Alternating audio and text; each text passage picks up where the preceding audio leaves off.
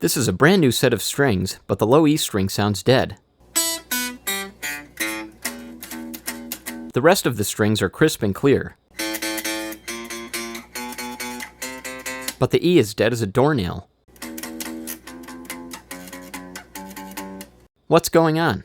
An initial look at the setup shows nothing remarkable. 3/64ths on the low E, which is too low, and 18 thousandths of relief, which is too much. And the action at the first fret is way too low, especially for such a large amount of relief, with several of the strings as low as 4 or 5 thousandths of an inch at the first fret. It's far from ideal, but none of that would be causing a problem like this.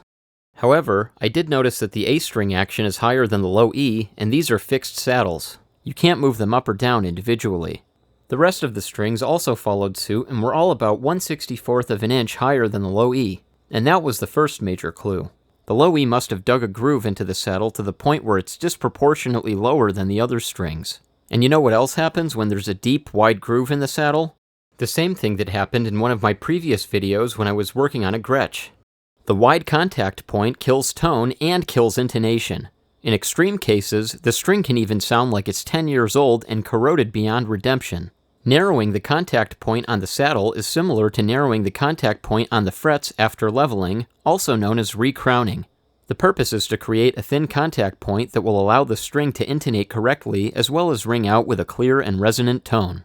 Removing the saddle, which was a bit of a pain, no thanks to the locking nut on the front of the bridge, which made removing the intonation screw a bit of a challenge. I chucked the saddle into a vise and got to work with some hand files. The technique I used is similar to my previous videos where I simply repoint the saddle by filing at a slanted angle, leaving a thin, narrow edge. This time I filed both sides while leaving the center alone, instead of just filing one side. Though in hindsight, I think only filing one side tends to look a lot better when it's finished, and it maximizes the amount of room you have for setting proper intonation. This is again similar to recrowning frets with a triangular file, where you know you're done when you see an untouched, even and narrow peak in the center of the fret. To raise the saddle, I had to get creative. I was thinking about the metal shims used for Floyd Rose nuts, but I didn't have any on hand. Then I just happened to notice a stray number 11 X-Acto blade on my workbench and got an idea. I used a Dremel cutoff wheel to cut the end off the blade, then turned the cutoff wheel over to grind down the width until the shim was a perfect fit.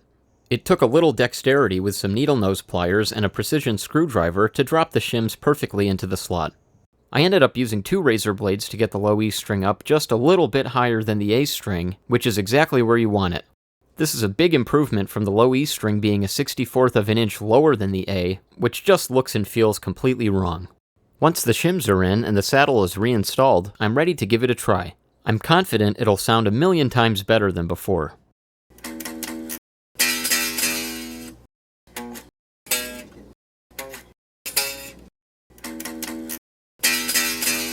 And it does. It's a night and day difference.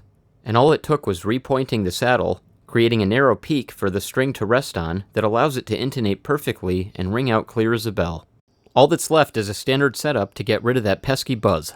Since the nut was so low and the first fret action is only going to get lower when I tighten the truss rod, I had to shim the nut in order to get a more reasonable 8 or 9 thousandths of relief without having the strings flat against the first fret. The shims under the low E saddle worked great and allowed for 4/64ths action on the bass side and 3/64ths action on the treble side. The nut shim also worked great, and with a little touch-up of the slots with gauged nut files, it now has a comfortable first fret action of around 14 thousandths on the bass side and 10 thousandths on the treble side. And with that, this guitar's ready to go. With a little creativity, any problem can be solved, and if you want to see even more creative tips and tricks you're not going to find anywhere else, click that like button, click that subscribe button, and stay tuned for more, right here on Guitar MD.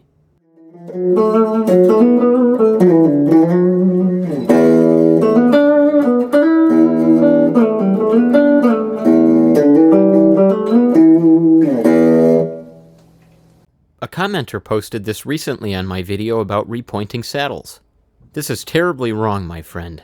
We continued to have a brief exchange, whereupon I reconsidered my thoughts on repointing the saddles, and whether the comparison to recrowning the frets is accurate or not. Check out that video if you'd like to read the comment thread.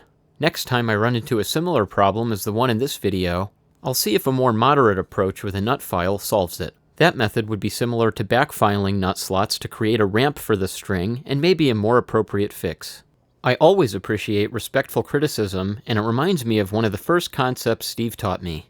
If you show me a better way, I'll be doing it tomorrow.